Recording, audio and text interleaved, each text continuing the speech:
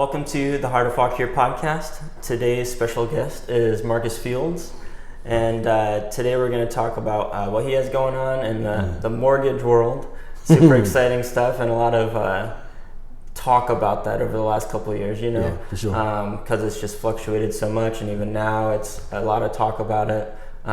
So we're going to dive into that, but first, thank you for being on the show. Pleasure, man. Thanks, And man. let's take a minute and hear a little bit about who Marcus is. So maybe your background. I know you grew up in the area. Yeah, for sure. So if you could talk about that a little bit for me. So, appreciate you having me here. And I am from the county. We moved here in, I think, 1987, 1988. Parents moved us from Herndon. My mom is actually from Marshall. So she grew up right on Rectortown Road. And my dad is from Gainesville, Old Carolina Road. So 66 wasn't as busy as it is now, and Route 55 was pretty much his route to go chase after her. So they got married at 19. She was 19, he was 20. By the age of 23, 24, I was born. They moved us to Fauquier County in 1987, 88. I attended H.M. Pearson for elementary, Cedar Lee Junior High School, for middle school, junior high, 7th, 8th, 9th grade, and then I went to Fauquier for 2 years. And then I graduated from Liberty in the first class of 95. Okay. And when I was a senior, that's the first year they allowed freshmen to be in high school here in the county. And so I'm married now. I have a 6-year-old daughter. My wife and I have been married for 8 years. Tiffany is the worship pastor at my church, Grace Covenant Church in Chantilly. Oh, very cool. Yeah, and that's where I met her. We got married in 2014, and Taya was born in 2016. And we decided to move back. We were living in Chantilly at the time, and wanted to buy a home. And I'd always owned homes, had a condo, townhome, things like that. But we were renting when we first got married, and we decided we wanted to buy a home. And we looked in like Prince William, Piedmont. You know, she, of course, her taste was like, "Oh, can we do Dominion Valley?" I was like, but I had this dream and vision of being able to come back home and serve the people that helped raise me. So just across the line, 5 minutes from Dominion Valley, basically, you can get into the Fauquier County line. So I had some people that I knew that lived in this brand newish neighborhood in the county, and it just so happened to be Brookside. And when she began to like really turn up the heat on the house hunting, and she knew that we wanted to be in this area, the deal that we got on the house was just absolutely amazing. And this is 2017. So before the market got crazy. So we bought the house in 2017 in Brookside, and we've been there ever since. Okay. And it's been a joy to be back and connect with old friends from high school and things like that, and serve the community, and it's been great. Awesome. Very cool. Yeah. And then I know sports was a really big part of you growing up as well. Did you play football? Did you play other sports? I can't remember exactly. So I had one of the best coaches, one of the meanest coaches, but one of the most impactful men in my life, Jerry Carter. He was my 7th grade PE teacher, football coach, basketball coach when I was at Cedar Lee. And truthfully, I wasn't that good. And if anybody's watching, I'll probably still say that, you were never good. But I got better. It's funny, I got better after high school. But I played football, didn't like the physical contact at middle school, so I stopped playing football. Tried baseball, absolutely was horrible at that. Fell in love with basketball. I always loved basketball, but I really fell in love with the sport. Played at Cedar Lee, played at Liberty. I tried out for Fauquier, but I actually didn't even finish the tryout at Fauquier because I wanted to work. I wanted a car, and my parents weren't going to buy me a car. Yeah. So I quit the tryouts, and I was working at Roy Rogers in town. I don't know if you remember. I haven't been here that long. So. They tore it down. It just tore it. So it's right there, where the Rip Van Winkle. So that whatever they're building right there now. Yep. That's on the exact site because there's a little subway right there, right? Yep. It's on what they're building now is on the exact foundation that used to be Roy Rogers. So that's where I was working in high school. Bought a little hoopty, and so it worked out. But the next year I ended up playing basketball at Liberty. And so if you're watching, we are the best basketball team ever to play in the county. Okay. So very cool. Nice. And I know sports is a big deal for you, and because you even call yourself coach now, and Coach you kind of bring that in. So I think that's really cool. And you said you weren't the best or whatever with football, at least, and obviously you want to be as good as you can be and be on the best team and everything. Yep. But I've learned that sports is so much about what it teaches you, and your mindset, how to interact with people, teamwork. So there's a lot of stuff, whether you are a championship team or not. There's so much you can learn from it, and from coaches that have been a big part of your life. I can relate with that for sure. What'd you play? I played soccer, and I got roped into playing basketball.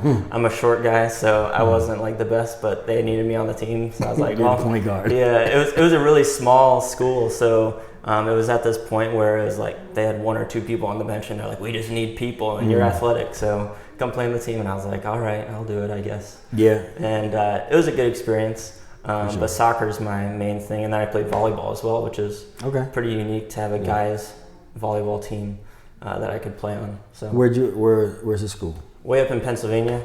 It's not even the same name anymore. It was called Northrum Christian School. Okay.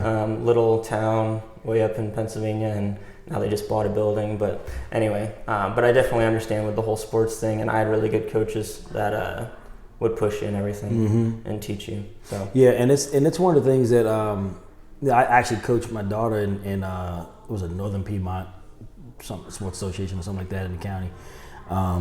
It's one of the things I'm passionate about, because I've always mentored young men. I've always coached basketball, and of course you have the co-ed with basketball, but even throughout my on the spiritual side, like getting involved in youth ministry and getting involved in young adult ministry and now men's ministry, like at church, it's I've always gravitated towards like helping men be better men, and I know that's ultimately my my calling in life. But I think sports, when you look at what sports does and how it teaches you teamwork and so many of the other different things, the discipline and the endurance, the never quit attitude type of thing, because you have a goal. There's no sport that you play that there's no goal or mission or objective.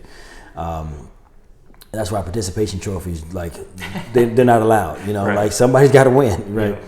But for the county, I look at it and I'm like, man, the school sports like has to be a thing.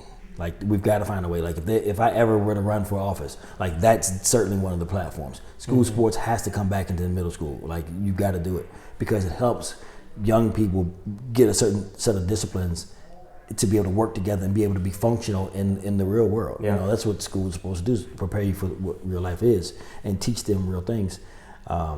Even when I was looking at coaching her, the facility there that we played in, I was like, this county's got too much money to have a facility like this, So it's just things like that I know that sports has taught me. And I have two brothers, and I'm the oldest of four, so my sister is baby, and she wasn't into sports as much. She probably did it whatever because of us. But the three of us fought in battle. Your life, oh my gosh, we fought in battle. Yeah. Michael's 2 years younger than me. He graduated in 95. I'm 97 from Liberty. He's a football player. He's got that country strong type of thing. That's Michael. And then Mitchell is the youngest, and he graduated from Liberty as well in 99, and Misha is 2001. But Mitchell is actually about 6'2", and I remember the day, like I was always beating them. But what was happening was I was teaching them this toughness, and like they had this, I was their greatest opponent, And the one day that I remember, like Mitchell and I were playing in the back in the yard, and it was hard for me to do what I normally was doing. Like he jumped higher that day, he was shooting better, he was defending me, and I was like, what is going on? But it was I've been teaching. I didn't know I was teaching them these things. So sports is a catalyst for those things. Sorry to ramble about that. No, that's okay. That's good. But I do take that coaching mindset within my business. Yeah, exactly. Sure. Which I want to marry that here in a second. But so let's reverse a little bit here. Okay. How did you even get into the mortgage industry? I was unemployed. Worked at Navy Federal Credit Union for about 4.5 years. left there in 2001 to go help start XM Radio. It becomes XM Sirius now, so maybe you have it in your vehicle, maybe you don't. But helped start that company in 2001. 2003, the company was shifting, and I didn't want to go work in DC. So I was like, well, let me just try to go back to Navy Federal. So I resigned trying to go back to Navy Federal. The logistics of me being able to come back to the credit union didn't happen. So I was unemployed, right? So I'd already resigned, and then they said, you can't come back. Okay, 'cause truth be told, I was a knucklehead. Like I just wasn't doing right. So a friend of mine was like, hey, I've been doing these mortgages for a while. I'm processing. It's a great business to be in. The market is very good. She's like, I think you have what it takes to be successful. Come check it out. So I walked in that day, and this is before all the regulation. This is before, the market was on a serious incline, right? But I walked in that day, and when you walk into a situation, it just feels right. Sometimes I compare it to when I saw my wife, I knew. When you saw your wife, you knew, there's certain things you just know. And they're not going to come without challenges, but, I knew. And I was unemployed. But when I got in, I was like, this is it. And my mom was scared for me because it's a 100% commission type of job. Yeah. And she's like, you have a condo, you have student loan to pay back, you got a vehicle. Like, what are you going to do? I was like, I'm going to win. I'm going to make this work. So, of course, she's like, you need to go try to get a government job. She's sending me USAjobs.gov listings. Mom started sending me that. I'm going to do this. Yeah. And it's been ups and downs. But and I've worked for, like I said, small independent lender based out of Germantown, Maryland. But I had the office in Fairfax and Fredericksburg. Worked at BB&T for 2.5 years. Short stop at SunTrust. Finally was able to go back to Navy Federal in 2011 to 2016. And then I got into the independent side where the retail mortgage lending options give you so many different loan products that banks can't offer. But it's not an FDIC insured institution. So now I work for NFM Lending. And they're based out of Baltimore. And I'm able to offer so many different products and really be myself, and serve the people of this community. But I'm also licensed in 11 states. So and I've got about another 10 more that I want to get licensed in. So, wow. And maybe Puerto Rico. Okay, very cool. Have you worked in each of those states quite a bit, or okay? So I learned from my previous manager. He basically was like, if you're not getting business in a certain area, then you don't need to get licensed. If you get one or two, whatever, maybe. But when you start seeing a flow of business coming, you got to get your license because you're giving away. You can't do a loan in a state you're not licensed in. Yeah. So I've had a lot of traction. I've got a lot of opportunities. I've had to turn away some business. So I'm like, I got to get. And then I've also, you have your community engagement, right? So. Right. I use social media as a platform, but I've asked questions like, hey, I'm licensed in these states. What other states would you like to see me be licensed in? Developing relationships. Who do you know? Connect me with realtors and people that you know in these areas.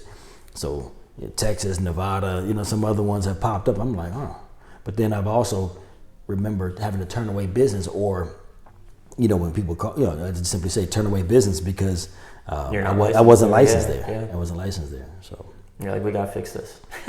Oh, kind of for sure. like throwing this money away. Oh yeah, no. We got things to do. Yeah. So now that you've had, you said 19 years, almost 20 years. It'd be 20 years in April. Okay. So now that you've been in that for so long, when did you start calling yourself or promoting yourself as mortgage coach? Coach Marcus. 2018. Okay. Scared to death to do it. Yeah. And here's the reason why, because I'm pretty private. Social media doesn't allow you to really do that as often, right? Now you can be still private within your social media, but there's a level of vulnerability that you have to have, and people have to see that you're real and authentic. And I am what I am. You get what you get, and I'm starting to. I'm 45 now, so I'm starting to like the skin I'm in. And I'm confident about my abilities. So, but when I decided to take that step and say, you know what, Coach Marcus, it was really, I was praying about it. I'm like, God, give me something. Like, I need like I need something. I need a name. I need something that's catchy or whatever. Yeah. And really, what it was just use what you already have. Use what you've been doing. Like, and I was like, I've been mentoring and I've been coaching. And I'm like, oh, but I am also coaching people in this mortgage process because from a sports perspective, the coach is on the sidelines, the players are on the field. He knows the plays that he's calling. He knows how to set people up in the right position. And at the end of the day, it's about offense or defense or whatever. And the objective is to win, right? Mm-hmm. I do the same thing. So you as a buyer, I'm on the sidelines as the mortgage coach, loan officer, whatever you want to call me. And I put you in the right position and say, hey, this is what your income, your assets, your credit look like. Let's put all this together to make sure at the end of the day, you and your wife and your family achieve the dream and goal that you have of home ownership or to restructure debt or whatever it may be. I take pride in being able to say that there's nobody that's going to be able to do it like me. Mm-hmm. Because this is a God-given gift. Like this is, and there's a difference between a gift and a talent. Like, this is like the way that I do it's that, you know. But over time I've had to work on the craft and you stay educated and you be forward. So that's the talent part, like working on that. So it's been a natural thing. It's hard work though. Yeah. It is hard work and you gotta learn how to shut it off, because if not, everything that you see and think of or hear, you're like, how does that connect to business? And you just gotta be able to shut off, you know. Yep. Take a little bit of a break for your mind and everything. Yeah, and family time. I say you won't be married long, or you have unhappy children if you can't shut off. So I'm still learning that balance. So thankful to my wife for the balance and the grace that she gives me to help me get through this. Yeah, awesome. I was actually mind mapping last night. So you ever done that? A little bit. Yeah. Talk about it a little bit more. What do you mean by that? So sometimes you can do it like just write it down on paper. So you start off with one topic and then you can go like, okay, what do you think about with cleaning services? Mm-hmm. And we're talking about, okay, residential or commercial. Right. You just kind of just spread it out. So it kind of becomes this one thought, idea, or theme, and then it begins a spider web and all the thoughts and things. And you'd be surprised how much you think about that you never put down on paper. Yeah. And I'm highly visual as well, and kinesthetic in my learning. So if I'm writing and if I see it, I can touch it, I can get it. Mm-hmm.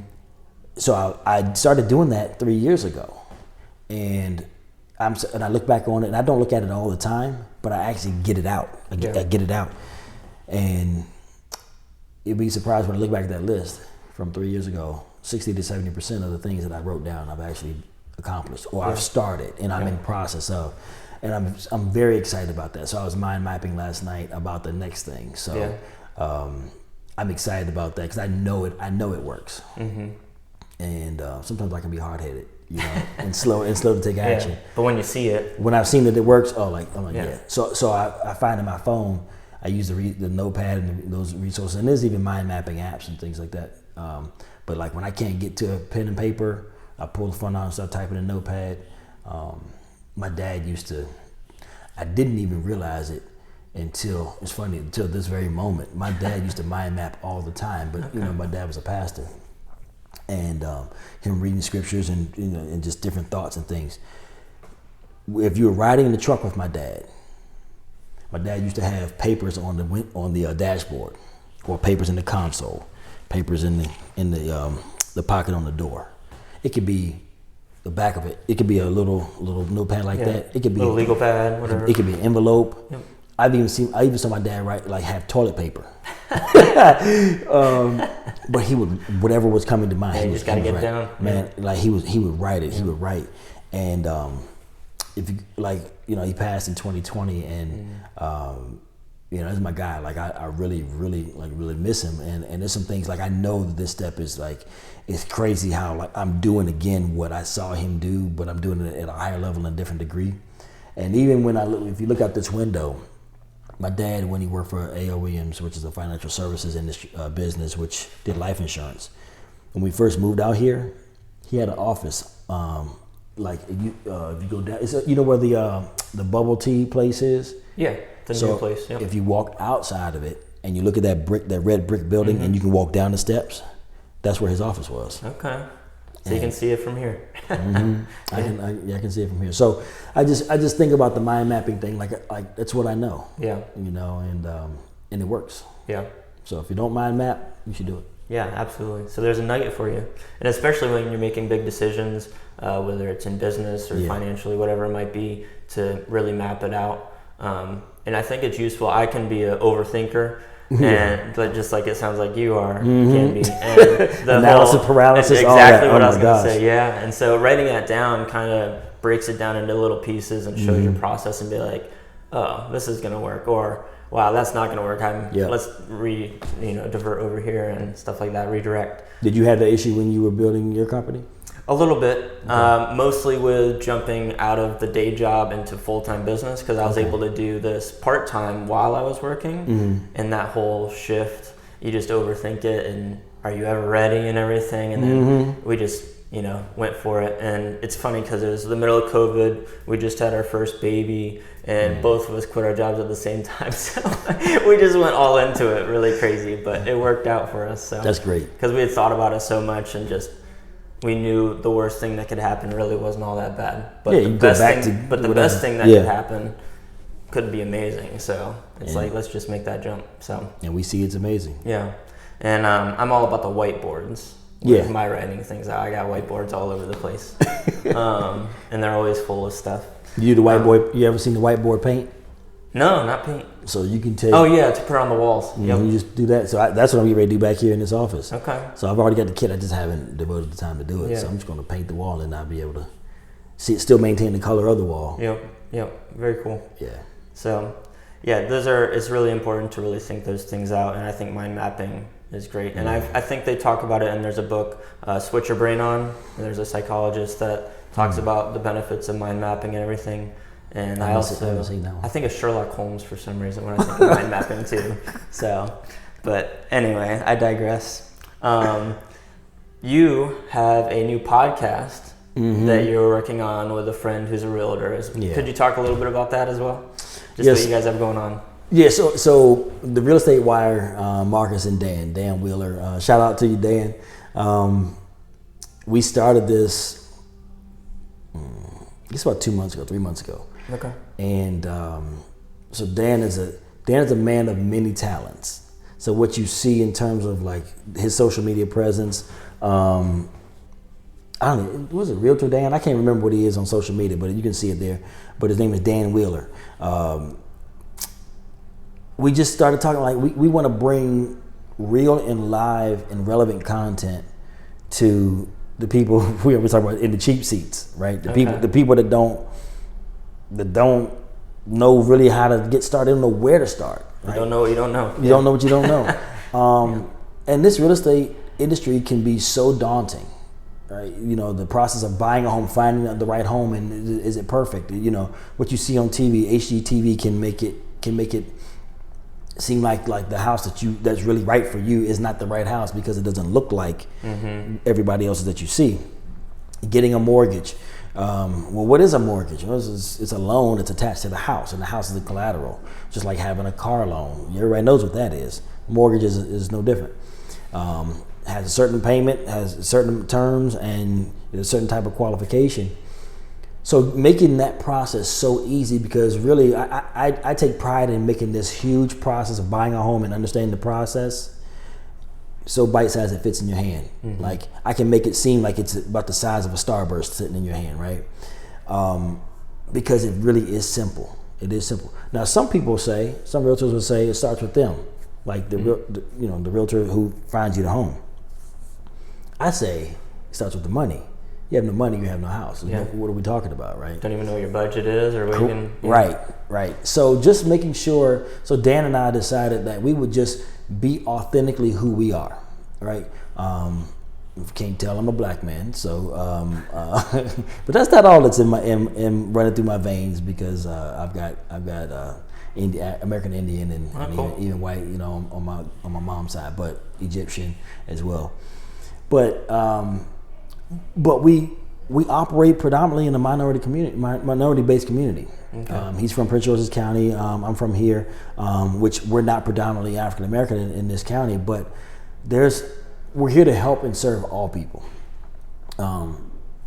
Yet I do understand that there's a wealth gap, and we both understand there's a wealth gap, and things need to be a little bit more balanced. And owning a home is a great way to get you started and provide generational wealth. And how can we make it easy for everybody? Like, we're not excluding anyone, but how do we make it easy for the people that feel like it's the hardest? Those that are in the cheap seats. Well, let's just talk about it. Let's talk about what's really happening, what's happening on the news, and let's just talk about it in a way that is not like over your head. We laugh, like we poke fun at each other, you know. And I think if you can remember, how old are you? 28. 28. So there's this age of 17, right? I think that every man listening to this can identify with it, and I'll share it with you. At the age of 17, you don't have the adult responsibilities, but you're still not a little kid either. And there's this thing of like some of the best times in your life, the most fun, because you can drive and you can hang out a little bit later. You're a little bit more responsible. You may have a girlfriend, you got friends or whatever, but some of the most fun times in your life are spent with some of your guy friends that you have now. Probably really got solidified at around the age of 17, right? And that's when I have conversations with people and laugh and joke, like it feels like we're 17 all over again. You know what I mean? Yeah. Like, those are the people that I do business with best. That we're grown and we're responsible, but the feeling between us is like, we just, it doesn't have to be so business. It can be it's authentic just two and real. dudes. Two dudes hanging out talking. So we have a great time, and I believe this podcast is going to be wildly successful. It comes on the heels of Coach's Corner, so I still do that. That's my individual podcast, and that's a little bit more. And actually, Coach's Corner is the reverse of what we're doing, because I'm normally interviewing people that I want my circle to connect with and get to know. But we talk about sports and food and culture and things like that. So Coach's Corner is still in operation. That's coming back. But Dan was like, "Yo, let's do this. We got something here." Man, we were on the phone talking business, and just the synergy between us. He's like, "Man, we need to take this show on the road," type of thing. Yeah. And I was like, "I'm with it." So next thing you know, he's like, "Oh, I'm gonna buy this. I'm gonna do this." And I'm like, "Hold on now." But next thing I know, within 2 weeks, I'm at his house and we're recording, and he's smoking cigars, and we're sitting there just talking, having a good time, and it's amazing. Good. So some of that fun stuff that you just get pushed to do by a friend or colleague or whatever, and suddenly you're down the road and it was really successful, and you had a lot of fun and impacted people. So sometimes you just got to jump on it. So even the overthinkers like us, sometimes it's okay to just jump right into something and see how it works out. Even with this podcast, you gotta always be coachable, right? So one of my favorite podcasts, you might be surprised, All the Smoke. It's Matt Barnes and Steven Jackson. That's probably my favorite. I've got the Pivot. So those are two basketball players, Matt Barnes and Steven Jackson. The Pivot is Ryan Clark, Channing Crowder, and Fred Taylor. I Am Athlete. That's another one. There's a few that I listen to. So 30 Minutes with the Perrys is one my wife and I listen to. They're a husband and wife couple, and some marriage podcasts and things like that. I listen to Tony Evans, is one of my favorite pastors, and I listen to him quite often. And it's not so much that he has a podcast; it's just kind of like his podcast format of listening to his sermons. Right. But and then there's another one. Mike Tyson has Hot Boxing, so that's funny to me. So I like to laugh, right? I like to have a good time. Life is stressful enough. So you have a little child. When you get to be about 3, when they're in the car with you, you're no longer able to listen to what you want to listen to. No. So the wheels on the bus, right, over and over and over. Oh, man, she's 6. So it started with the movies.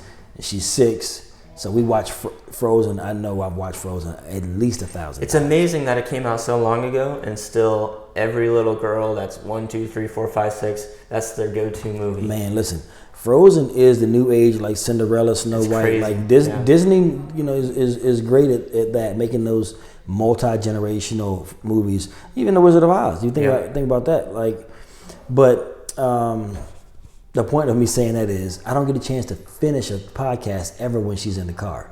So, and then my drive from here to any office is about 15 minutes. Mm-hmm. So unless I'm driving to Silver Spring to go hang out with Dan, then I can listen to a full podcast and kind of get the meat of it. But but I'm always listening to try to get better. That's all it's about. Every day trying to get better. Juwan Howard, he's the head coach at Michigan, and he played at Michigan with the Fab Five, and played for Miami Heat, Washington Bullets, became the Wizards. He's now the head coach, and he's a leader of men as well, leader of young men. Head coach of basketball at University of Michigan Wolverines, and he said we got to work to get 1% better every day. Mm-hmm. And I thought about that, and I think, like, in the moment, you dream and you think about, like, being like a completed project, a completed product, to be perfect, so to speak, the thing that you dream of. But that's not how life happens. Number one, it's not a straight line anyway, so there's twists and turns to everything. And then the process of getting better happens in small increments. Mm-hmm. So get 1% better. I heard him say that, and I said, well, I'm just talking about, like, leading you to victory. Like, appreciate the small victories, right? So just the small, like, every time, like, the fact that your eyes open, your feet are on the ground, you're breathing, it's a victory. What can you do today to make yourself and do things better than yesterday? Just small victories. So 1% better, small victories, whatever you want to call it. That's how I'm always trying to push it, and podcasts help me do that. Okay.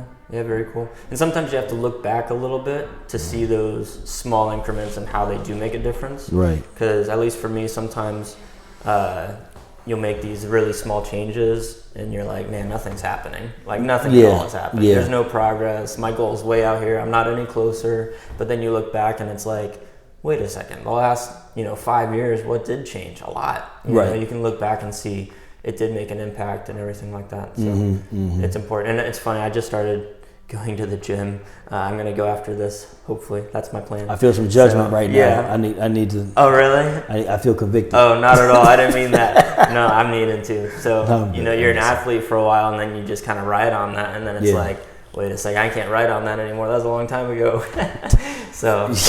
But it's like you want to see those changes so quick, but that's just not how it works, especially for long-lasting change. So. Yep. It takes a while to establish it, and then it also there's a level of maintenance, and I'm excited about, like, just the challenges all the time. Mm-hmm.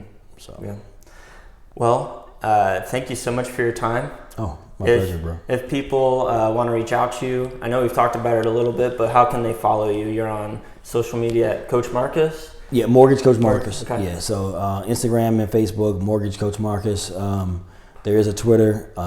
It's pretty much the same thing. There's a couple consonants that I had to take out because somebody gets it's already taken.